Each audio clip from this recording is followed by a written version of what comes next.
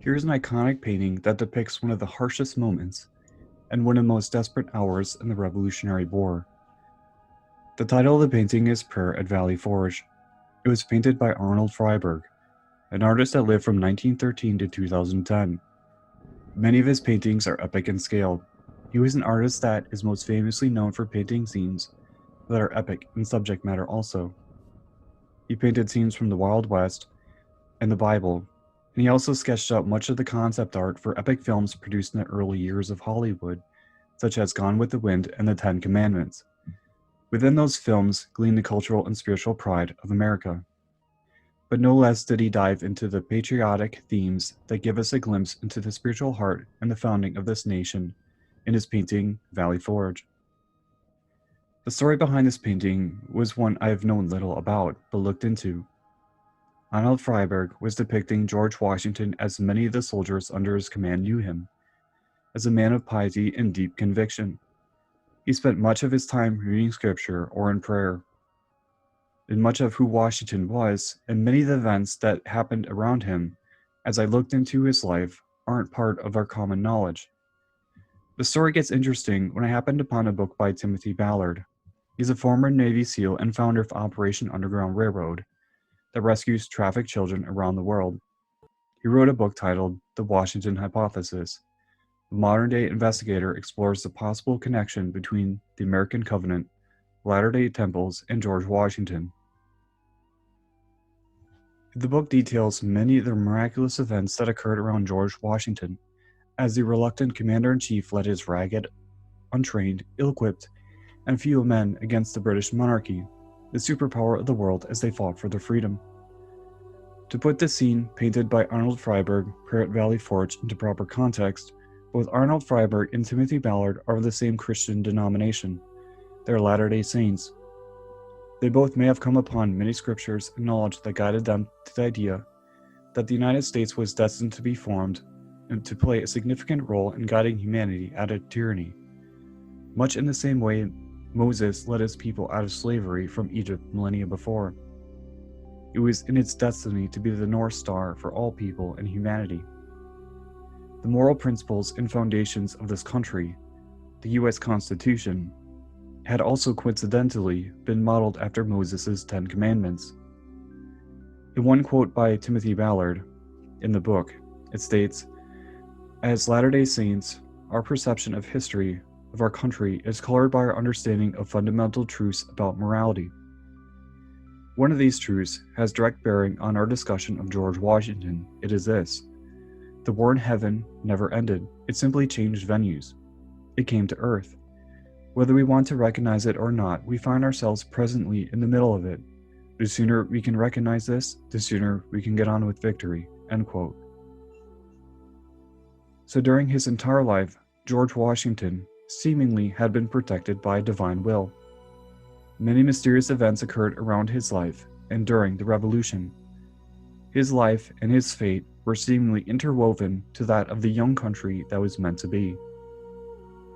A country that, in the future, would be used to expose Satan tactics, as Timothy Ballard put it, of instilling ignorance, violence, tyranny, and the destruction of agency in this world. So it was part of the plan from the beginning. George Washington, the quiet tall man that wanted nothing more than to be at peace on his farm in Virginia in his life, was seemingly God's chosen warrior for this task. But nevertheless, at the age of 23, Washington entered service in the British Army during the 7 Years' War. At the Battle of Monongahela, Washington served under General Edward Braddock, who had the task of venturing into Ohio and removing the French presence from the region. A complete massacre was to follow in his campaign against the French forces there in an ambush. Of the 1,459 men in Braddock's expedition, 977 were wounded or killed. Washington warned the stubborn General Braddock of a possible ambush, but he wouldn't listen. During the battle, Washington had been shot at repeatedly, with one Native American Red Hawk saying he unloaded 11 shots at the man and finally gave in, realizing at the moment that it was not in the Creator's will for the man to die, so he submitted to the will of heaven. Washington's clothes were riddled with bullet holes, his cap had been blown off, 2 horses had been shot from underneath him, but he came away with barely a scratch. Red Hawk, the man that shot at him and had witnessed the miraculous event, was old when he later visited Washington. He told him that he would become the leader of a great and powerful nation. At the start of the American Revolution, George Washington had been appointed to lead the Continental Army. Many others were more fit to command the army than him, but the role fell to Washington, perhaps out of destiny. He retired from military service for over 15 years after he fought in the 7 Years' War. He wanted to retire on his farm and said he was unqualified for this position many times. In Ballard's book, he quotes the Pulitzer Prize-winning historian David McCullough, quote, "He was by no means an experienced commander. He had never led an army in battle, never commanded anything larger than a regiment. He had never directed a siege," end quote. Upon receiving command of the army, some of the generals might have been unnerved at the sight of him walking into a local bookstore to come out with several books on military tactics. Washington's mother, however, told her son to encourage him, quote, "Go, George, fulfill the high destinies which heaven appears to have intended for you," unquote. He felt, though, he wasn't as qualified for the task at hand as many others, but there was a higher purpose in this pursuit of liberty. He would seemingly have heaven's favor in fulfilling that higher purpose. Many miracles were to follow Washington and the Continental Army that baffled both the British Army and the Americans as they fought for their independence. Washington's faith and conviction have been rewarded time and again. Washington gave strict orders for his men to attend morning service. Profane language, drinking, and gambling were forbidden. Men were expected to act in the highest integrity. The British, on the other hand, were followed by prostitutes and lavished themselves with every vice a soldier was capable of. And at key moments where the fledgling U.S. Army and Washington were on the verge of being captured during the war, often storms or heavy fog would allow them to escape disaster. At the Battle of Bunker and Breed's Hill surrounding Boston, Washington's army would be blessed with 4 miracles that saved them from facing defeat. After having been routed off Bunker Hill, Washington set his sights on occupying Dorchester Heights. It was a hill overlooking Boston to the south to fight the British occupying Boston and its harbor. Henry Knox, a soldier in Washington's army, approached him and asked for permission to retrieve cannons rumored to have been abandoned by the British hundreds of miles away at Fort Ticonderoga. Washington sent him off immediately. Knox built sleds, the only way he could transport the cannons over the rough terrain. Snow came just in time, and he made the perilous trek in less than 2 months. Henry Knox had surprised everyone as they thought the trek was a fool's errand. He came through and delivered the cannons. However, they had to sneak their army and the cannons up the hill at Dorchester Heights in the night without the British detecting them. In Ballard's book, he mentions, "Then out of nowhere, a heavenly cover dropped down to provide concealment for the Americans. As one witness to the event, Reverend William Gordon, observed, quote, a finer night for working could not have been taken out of the whole 365. It was hazy below the heights so that our people could not be seen, though it was a bright moonlit night above the hills," end quote. The British were shocked to find the hills teeming with American soldiers and cannons the next morning. General Howe, who led the British at Boston, knew he still held the advantage and led an attack on Washington's newly fortified Dorchester Heights. Ballard goes on to state that on March 5th, Howe commanded his troops to jump into the warboats, cross the river, and attack Washington, who stood bravely upon Dorchester. As the British troops pushed off into Boston Harbor in their advance toward the Americans, God had launched yet another miracle, which one of Washington's officers called the hurricane.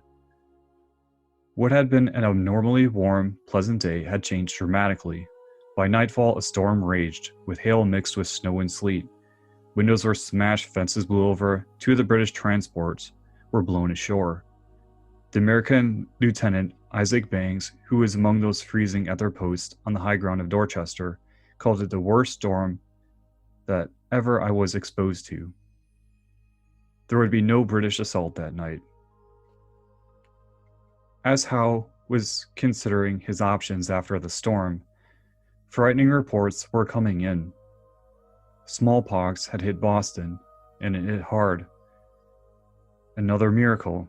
Howe's men were falling physically, mentally, and emotionally. The British were losing their will to fight. Quote, "I could promise myself little success," wrote Howe, "by attacking them under all disadvantages I had to encounter. Wherefore I judged it most advisable to prepare for the evacuation of the town." End quote. And so the British had no choice but to leave. Washington called it a remarkable interposition of Providence and admitted that it was carried out by heaven for a wise purpose. More miracles would again occur later in the war in New York. The British had regrouped and in April 1776 set their sights on occupying New York. With around 400 ships and 30,000 men, the British fought the American army on Long Island, easily routing them. The British were cutting off all the Continental Army's escape routes.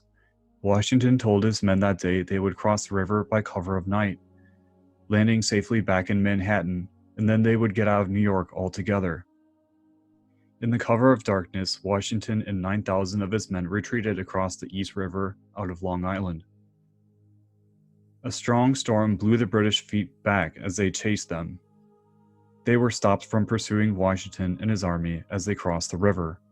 A fog even came in to conceal Washington's army further. The British had been stalled even further still by a fire that started in New York City. The British couldn't give chase as they were occupied struggling against the sudden blaze. The tiny American army, if they had engaged the British, would have been destroyed, but they were saved once again. Similar events happened as Washington, in a daring move, crossed the Delaware River in New Jersey to attack the elite Hessian mercenaries. The Hessians were tipped off to Washington's plans and waited for them to fall into their trap. However, on the afternoon of December 25th, a force had been seen crossing the river. A small battle ensued, leaving 8 Hessians wounded. The Americans were driven back. Strangely, no one had ever ordered the attack or knew about it. The engagement left the Hessians confident the Americans were safely driven back. They returned to enjoy their Christmas celebrations, only to find the Continental Army surround them soon after. Were it not for the mysterious conflict earlier, the Hessians would have thwarted Washington's attack and annihilated his army. Maybe angels were behind the midnight raid? In Timothy Ballard's book, The Washington Hypothesis, he mentions yet again more miracles that occurred at Brandywine Creek in what would be known as the Battle of the Clouds. He states, on September 11, 1777, Washington's line stood bravely near Brandywine Creek, between the enemy and the Revolution's capital, Philadelphia. But the British powerhouse overwhelmed them, sending them on the run. By all accounts, Howe was in a perfect position to pursue Washington and capture his army, perhaps ending the Revolution.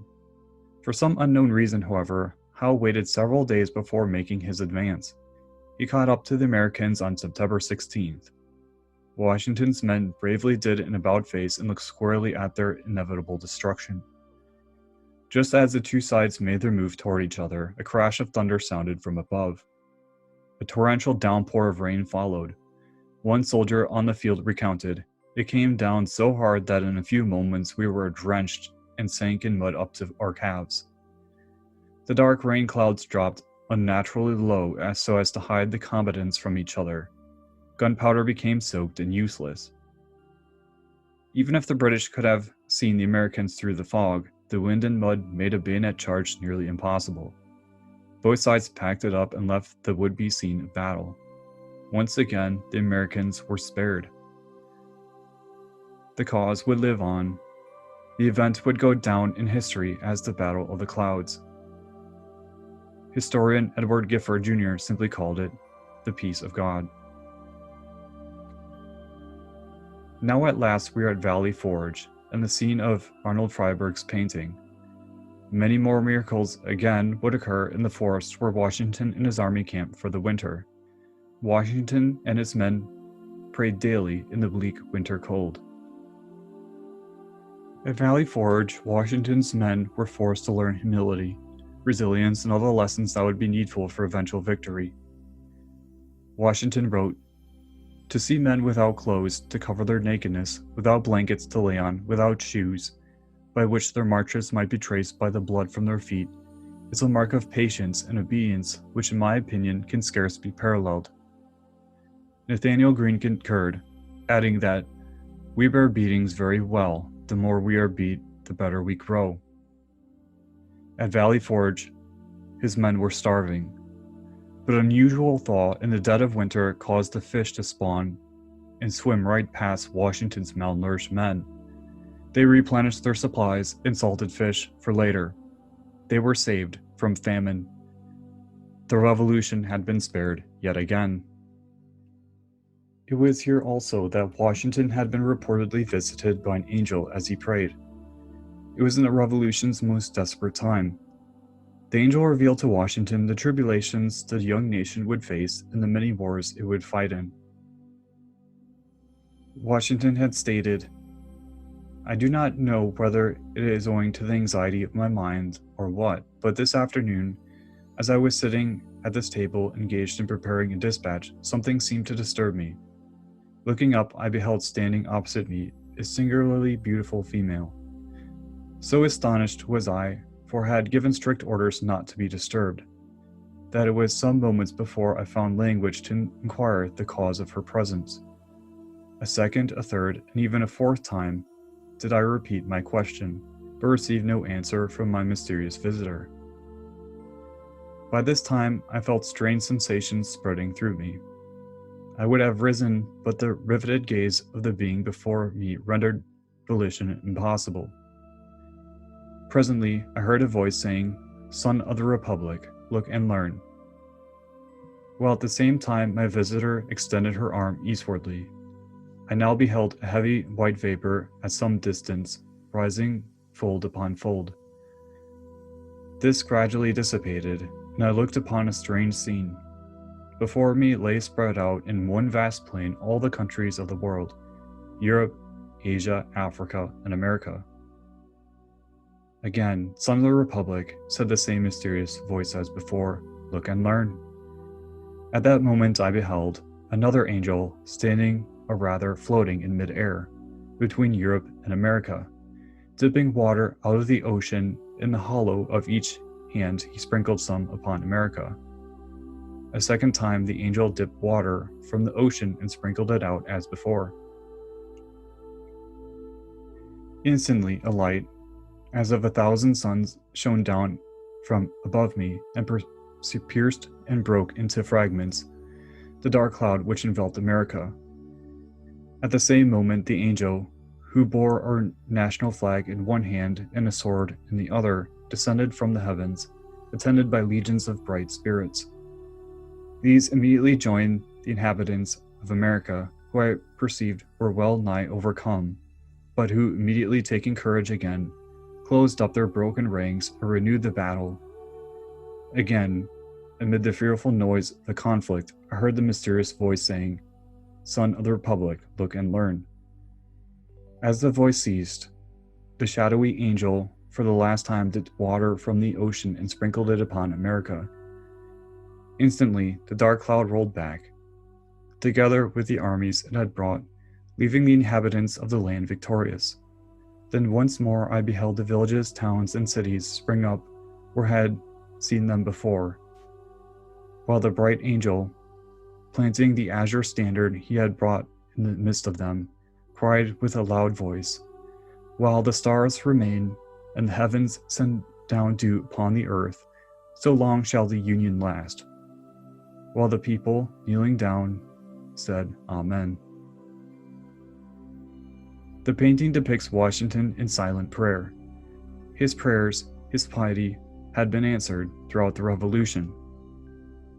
He would help found the Republic, and what few in history had done after winning a revolution, he rejected the temptation for power as so many had done and gave the world liberty, and a North Star to guide it, an ideal to strive toward, a country founded upon morality, dignity of the human spirit, where all are created equal and endowed with inalienable rights, based on the 10 Commandments and written in the U.S. Constitution.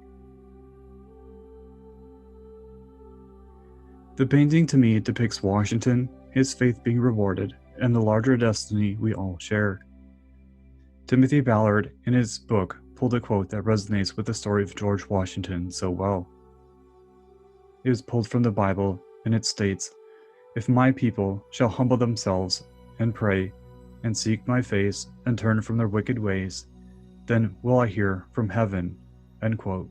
It's from Chronicles 7:14.